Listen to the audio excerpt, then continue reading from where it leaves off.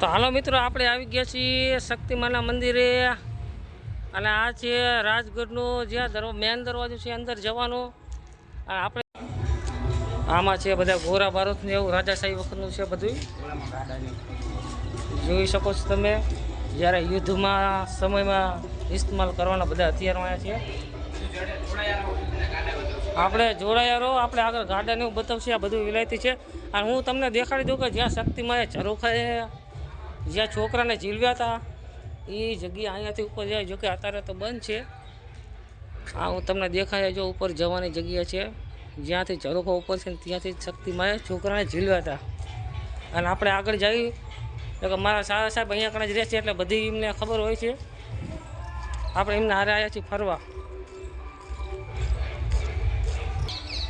જો અહીંયાથી ઝરૂખો દેખાય છે, જે ગોર ગોર ઉપર જે વ્હાઇટ કલરનો રહ્યો અહીંયાથી જે શક્તિમાં ઝીલવા જે ધજા દેખાય.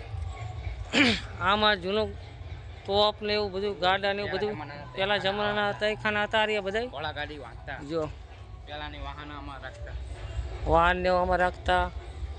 આ જૂની જેલું કેદીઓને નાખતા ને બધા રાખતા ને ઉપરથી પેલાના મકાન ઉપર. આપણે અત્યારે રાજગઢીમાં જોવાય છે, પાટડી રાજગઢીમાંથી.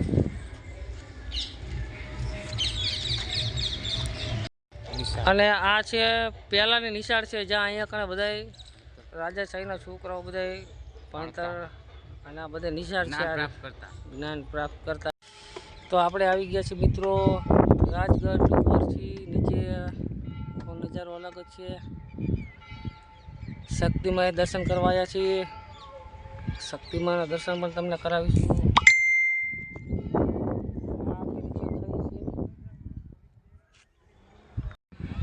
અત્યારે આપણે રાજગઢમાં છીએ અને નીચેનો આખો નજારો છે.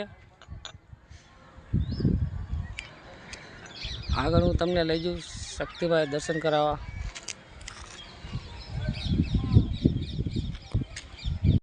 તો આપણે અત્યારે મંદિરમાં જાવી દર્શન. આ જ્યાં એક કૂવો છે જ્યાં હાથ રાણીએ જે બધું સોનું લઈને અંદર સતી થઈ ગઈ હતી ત્યારથી જ આ કૂવામાં આવી રીતે જારી રાખવામાં આવી છે. અને નારિયેળનું પાણી નારિયેળને બધું અહીંયા કણે રાખવામાં આવે છે. તો ચાલો આપણે જાવીએ આગળ મંદિરમાં દર્શન કરવા. આપણે અંદર આવી ગયા છીએ દર્શન કરવા. આપણે આવી ગયા છીએ મિત્રો, દર્શન કરાવું તમને હું. ઝાલા વંશના શ્રી માં શક્તિમાન જય.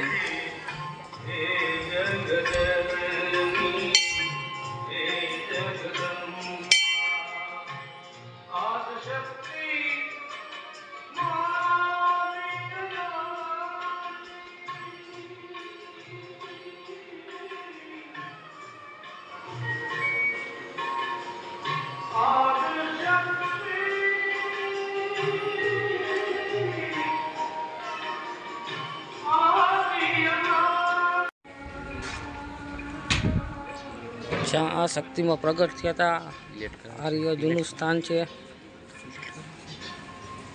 તો અહીંયાથી આખા પાટલીનો નજારો જોવા મળશે. જોવાલાયક સ્થળ છે. જોવાલાયક સ્થળ છે. ધાર્મિક સ્થળ.